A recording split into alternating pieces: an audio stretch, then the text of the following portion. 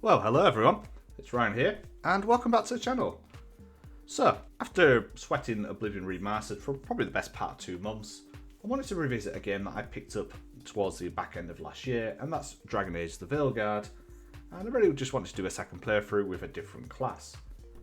Now, the game itself, for the most part, apart from some clunky dialogue and some questionable character arcs, which, of course, fellow content creators on YouTube love to criticise and completely quote out of context, I personally thought the game wasn't too bad. However, this time I wanted to mod the game. So in this video we're going to be covering what I believe are the best mods available in 2025 for Dragon Age the Veilguard.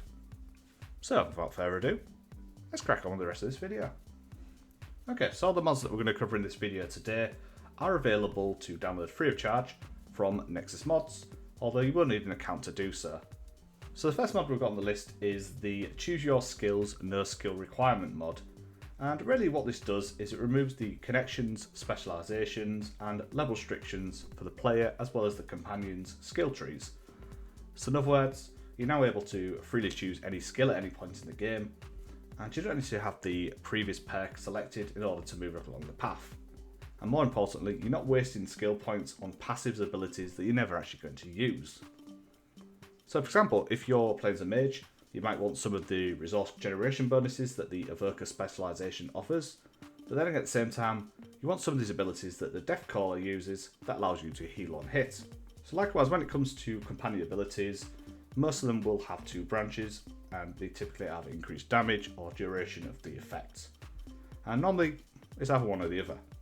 However, with this mod installed, you now have the option to choose both paths.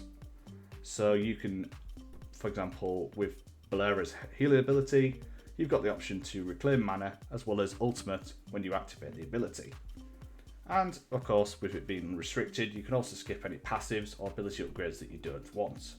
But again, a fantastic mod really, and it's probably going to be the most game-changing one that's going to be appearing on this list.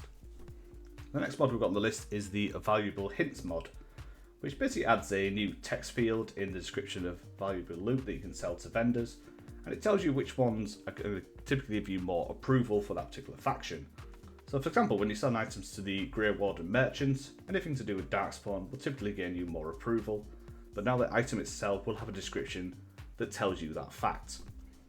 Next mod, again, is a relatively straightforward one. It's the Auto Skip Launch Movies mod, and it basically allows you just to skip the EA and the Bio videos that are played once the shader's compilation process is completed.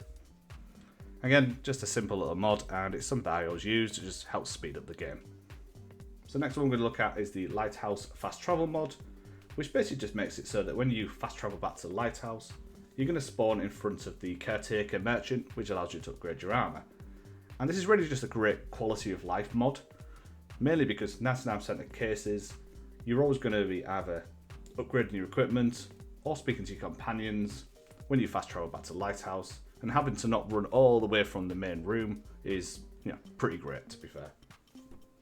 Okay, so the final mod we've got on this list is the Fighting Pits Skill Points and Gold mod, which basically just changes the reward you get for completing the Hall of Valor side quests, which is given by the Lords of Fortune faction. However, with this particular mod installed, you actually receive something a bit more beneficial. You now actually receive a skill point, and also if you're good effort, 500 gold per win and match. So I suppose with that covers all the mods that we're going to talk about today, but let's move on to how to actually install these mods. Okay, so in order to mod Dragon Age the Veilguard, then we're going to be using a tool called the Frosty Mod Manager. Now, one thing just to bear in mind, that this particular mod manager does require you to provide what's known as an encryption key. However, I do have a copy of one of them, and I will provide a link for you to download it in the description of this video.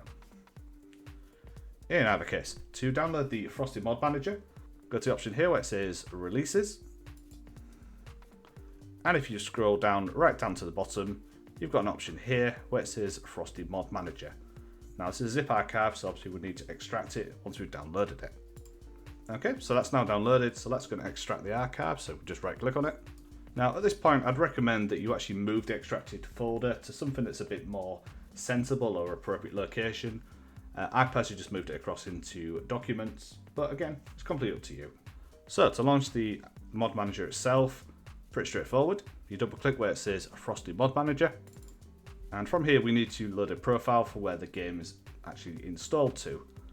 So as you can see, I've already done it ahead of time, but I'll just quickly show you how to add it if you haven't already done this. So you literally click add, and then just browse to where the game's installed. So for me, it's going to be my D drive, Steam library, Steam apps, common, and then Dragon Age the Veilguard. And in this folder here, you want to basically just select where it says Dragon Age the Veilguard. From here, just a matter of just double click on the little icon that should now appear. Right then, okay, so the mod manager itself is pretty straightforward. On the left hand side here, you've got all the mods that you can import and use, and on the right hand side here is the mods that are currently applied to the game, so which will be used when you launch the game itself. So for example, let's install a mod. We'll go with the valuable hints mod, so let me just remove that from the list. Go to remove mod, and let's go and download that from the website. So let's go back to Nexus Mods, Dragon Age, and I'll go to my download history so I can see it. And here we go, valuable hints. So on the main page, we go to Files, and download where it says manual download.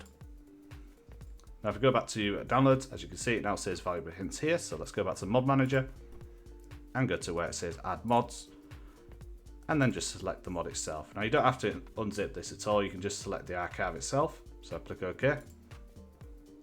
Now you may get a message here saying that the mod was designed for a different game version. 9 times out of 10, the mod is going to work. So all the mods that I've shown you today do work with the latest version, so you don't need to worry about that. So then go to OK.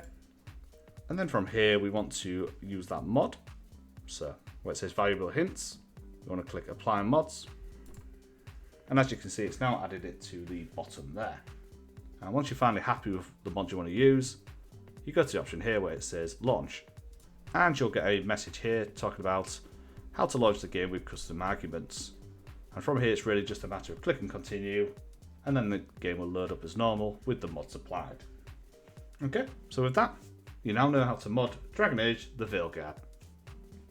So in conclusion, I've really enjoyed playing this game again, and the fact that I can now tweak it with some mods now that the modding side of things is kind of calmed down a bit is really just the icing on top of this Dragon Age-y style cake. In either case, thank you for watching this video today, and if you did find it helpful, then please don't forget to leave a like, share the video, and also subscribe to this channel to see more content like this in the very near future. Thanks again, and I'll catch you next time. Cheerio!